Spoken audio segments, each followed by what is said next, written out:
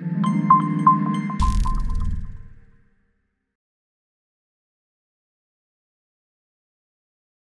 va vous offrir un petit rafraîchissement. C'est la finale de la compétition TZ Great Speakers. C'est une compétition inter-école qu'avait lancée TZ il y a quelques semaines au niveau de plusieurs établissements d'enseignement supérieur et d'écoles d'ingénieurs. C'est quoi la mention, comme on dit, du débat? C'est la légalisation du cannabis au Maroc. Ça, c'est un sujet assez passionnant. On avait pensé à d'autres au début. On a pensé à l'héritage, mais c'était un champ miné, on ne voulait pas trop s'immiscer là-dedans. On a pensé au débat linguistique, mais la légalisation du cannabis nous semblait le plus important. Donc, d'autres compétitions ont eu lieu, des phases préliminatoires, qui nous acheminent aujourd'hui avec 2 équipes finalistes, okay, que je vais inviter à me rejoindre sur l'estrade pour commencer notre débat. Les 2 finalistes sont l'ENSAM de Casablanca. J'invite Shakir Sarah et Sharouk Cheyman. Avec Brito Soukaina et Khalila Abibas. Je donne la parole en premier lieu à l'équipe à ma droite, l'ENSAM Casablanca, qui est pour la légalisation du cannabis au Maroc. À vous. Bonjour tout le monde. Comme on sait tous, je pense qu'aujourd'hui on va parler du projet de légalisation du cannabis au Maroc. C'est un projet qui a été discuté au Parlement. Il faut savoir que le cannabis ou le chanvre, c'est une plante qui a été utilisée il y a longtemps dans l'industrie du textile, tout ce qui est en relation avec les voiles de navires, tout ce qui est cordes et textile surtout, la papeterie et tout ça. Ce n'est que récemment que le cannabis a eu un succès flagrant quand on a su que cette substance, le chanvre, pouvait être utilisée comme un psychotrope ou une drogue. Et c'est justement là qu'a commencé le problème. Est-ce qu'il faut légaliser cette substance ou non? La question a été posée à maintes reprises. Alors maintenant, au Maroc, il faut savoir que 90 000 familles vivent de la culture du cannabis. 90 000 familles. C'est un nombre à ne pas négliger. C'est 90 000 familles. Il y a 40 000 hectares ou plus de cannabis au Maroc. Alors, est-ce que ces 90 000 personnes ou familles devront être négligées? Il faut savoir que ces 90 000 familles, et je répète le chiffre encore plusieurs fois, le nombre plutôt, vivent dans des conditions vraiment pas favorables. Ils sont menacés de prison à chaque fois qu'ils veulent vendre une quantité de cannabis. Il faut savoir que le trafic de drogue a été à cause de la non-légalisation de cette substance au Maroc, et donc plusieurs pays profitent de cette richesse qu'on a dans notre pays. Donc on est pour la légalisation du cannabis au Maroc, à condition que les lois qui vont être proposées soient bien faites pour le Maroc, qui a un contexte historique, social, religieux et intellectuel bien différent des autres pays. Le cannabis est une plante qui a fait le tour du monde. C'est parce que c'est une problématique mondiale. De l'Est à l'Ouest, ses admirateurs ne cessent d'augmenter. En grande partie des adolescents, ces consommateurs sont loin de prendre en considération des textes juridiques ou bien de la religion. Ils se sentent rebelles en effet et jouissent des effets psychotropes que cette plante procure. Face à cette croissance effrénée de la consommation, principalement récréative, montre que ce n'est point pour des fins industrielles ou médicinales que la consommation fait sa croissance. Plusieurs pays ont choisi d'agir pour contrôler, limiter ou encore pénaliser ce comportement.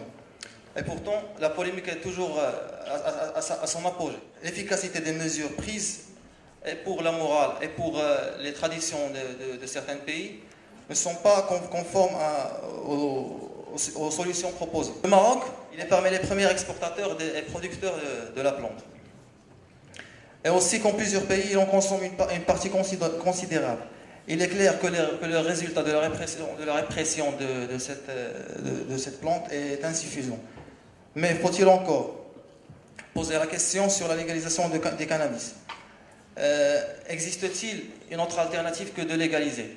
Parce que comme on le sait tous, il y a une séparation entre les pouvoirs législatifs et le pouvoir exécutif. Et c'est là qu'il existe le vrai problème du Maroc. Le Maroc est un pays en voie de développement.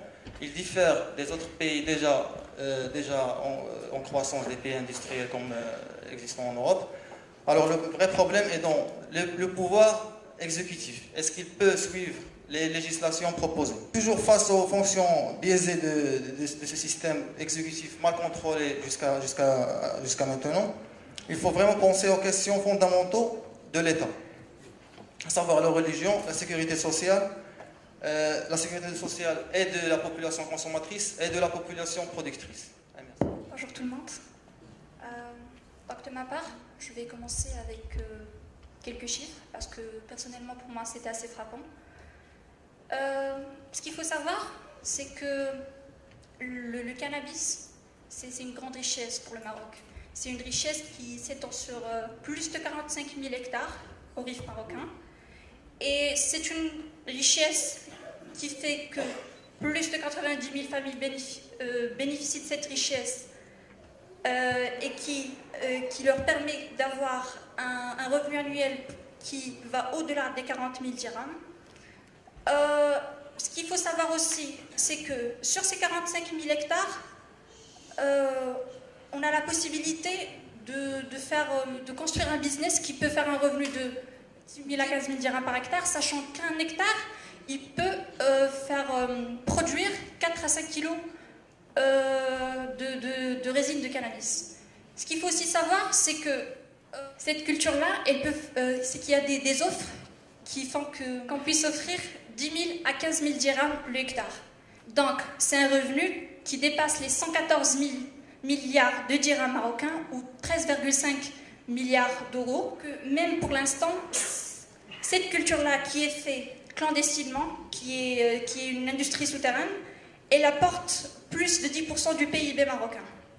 Et je crois que le point le plus important à discuter, c'est qu'il y a des familles qui souffrent dans les rives. Il y a vraiment des familles qui souffrent de misère et qui souffrent surtout de manque de sécurité. Il y a la peur d'être mis en prison et on ne vit pas dignement. Voilà. Alors, je voudrais revenir sur ce que mes deux collègues, Sheima et Sarah, viennent de dire. Déjà, vous avez dit que 90 000 familles vivent de cette culture, à savoir que...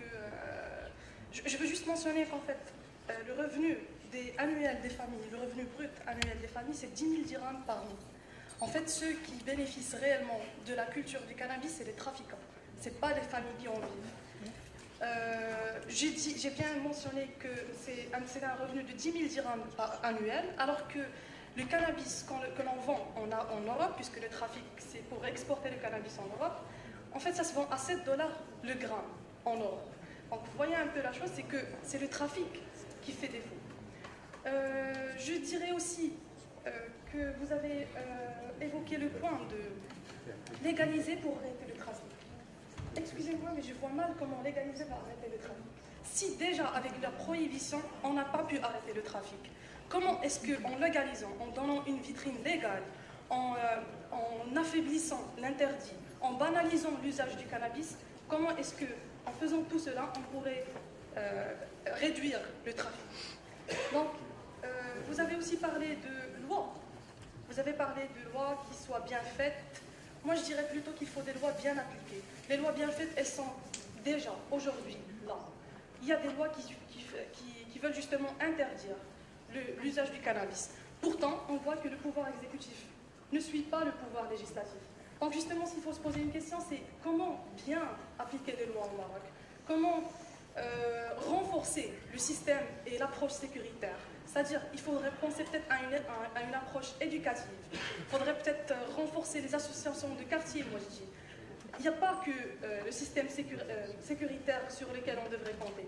Et encore, il faut bien l'appliquer. Je disais aussi que si on légalise le cannabis, on a envie de le légaliser au niveau national. Si on le légalise au niveau national, en fait, la consommation n'est pas très élevée au niveau national. C'est l'export, c'est le trafic justement qui fait du cannabis une richesse pour le Maroc. Et si on légalise, on ne va pas légaliser. Ce n'est pas pour autant qu'on va pouvoir exporter dans un cadre légal. Parce que là encore, il va falloir attendre que les pays en Europe aient légalisé. Pourtant, en fait, une recherche qui a été faite en 2012, elle a prouvé que 70% des Français sont contre la légalisation. Les Pays-Bas même, qui se veulent être l'exemple,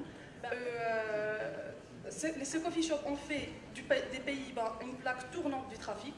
Et donc maintenant, on commence à éloigner ces coffee shops des écoles et des Français. Vous avez parlé de quantité, alors que si on légalise, si on veut légaliser, déjà il faut penser à limiter la quantité, et à limiter le THC, à limiter tout ça. On va pas légaliser pour permettre 4-5 kilos par hectare, justement. Au Maroc, tout ce qu'il y a, c'est le trafic. Mais je me demande, quelle autre alternative? Il n'y a pas d'alternative autre que le trafic du Maroc. Le cannabis n'est pas légalisé. Alors ces personnes qui cultivent le cannabis, ils vont faire quoi avec, à votre avis? Ils vont les vendre à des entreprises marocaines qui vont en faire quelque chose? Je ne pense pas, parce que c'est illégal. On ne crée pas de textiles à base de cannabis ou de chanvre. On ne crée pas de médicaments à base de cannabis ou de chanvre. Donc c'est tout ce qu'il y a maintenant. Il n'y a que le trafic. J'ai bien précisé au début dans la présentation que nous sommes pour la légalisation du cannabis, mais à condition que les lois soient bien strictes et bien claires. Il y a pas mal de lois qui ne sont pas respectées au Maroc. Il y a pas mal de choses qui sont faites alors qu'elles ne sont pas légales. Je veux parler d'un autre point. Un point qui me casse la tête un peu. Et en fait, c'est la différence entre le cannabis en tant que drogue, psychotrope ou autre, l'alcool et le tabac. Pourquoi est-ce qu'on vend de l'alcool au Maroc? Ça crée pas mal de problèmes. Il y a pas mal d'accidents de route et tout ça. On vend de l'alcool, on l'achète. Il y a Marjane, il y a Sima, il y a je sais pas quoi. On vend de l'alcool, il y a des boîtes, il y a des pubs, il y a tout ça. Mais on boit de l'alcool. On dit qu'en fait l'alcool à un certain degré, si on ne va pas au-delà d'un certain degré, ça fait pas de mal. Je suis d'accord, mais le cannabis aussi. On parle d'autres alternatives, autres que la légalisation. Tout d'abord, parlons de la légalisation. Pourquoi on a justement posé cette question au Parlement à ce moment-là? Peut-être que c'est juste une manière pour sympathiser avec ces 80 000 familles. Pour le problème de ces familles, on doit parler d'un vrai problème lorsqu'on a un développement économique réel qui n'a pas réussi. Alors qu'on voit le contraire. Au nord, le développement économique est toujours d'un niveau médiocre par rapport au centre du Maroc. Ces familles-là qu'on parle, qui survivent, ces familles, ils survivent de cette ère. Ils ne le font pas par choix, mais par obligation. Des sondages ont été faits des Nations Unies des drogues et du crime, a montré que la majorité de ces cultivateurs de cannabis pensent que c'est illicite. Et pourtant, ils le cultivent par obligation, parce qu'ils ne trouvent pas de quoi manger. Ils ne trouvent pas de quoi survivre. Alors la vraie question qui doit se poser, est-ce que, comme un État marocain, est-ce qu'on a fait notre fonction avec ces gens-là? C'est là la vraie question. Fonction économique et fonction sociale. Pour ce qui est de l'alternative, on parle aussi de la prévention. Pourquoi on n'a pas de vraie stratégie de prévention? Normalement, c'est l'éducation. Parlons de l'alcool maintenant et du tabac. C'est vrai, le Maroc a une constitution qui a parmi les bases fondamentaux, c'est que le Maroc est un pays de religion musulmane.